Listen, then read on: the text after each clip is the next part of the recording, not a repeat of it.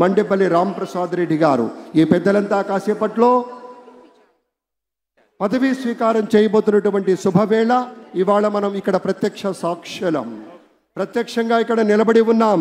ప్రజాస్వామ్యవాదుల్ని చూస్తూ ఉన్నాం, మానవీయ దృక్పథం కలిగినటువంటి పెద్దల్ని వేదిక నిండా చూస్తూ ఉన్నాం, నిజాయితీ కలిగినటువంటి మూర్తుల్ని చూస్తూ ఉన్నాం, కరుణామయ హృదయం ఉన్నటువంటి నేతల్ని చూస్తూ ఉన్నాం, సేవా తత్పరతే జీవలక్షణంగా వెలిగినటువంటి మా వెంకయ్య నాయుడు గారు కావచ్చు, అమిత్ షా గారు కావచ్చు, నితిన్ గడ్కరీ గారు కావచ్చు.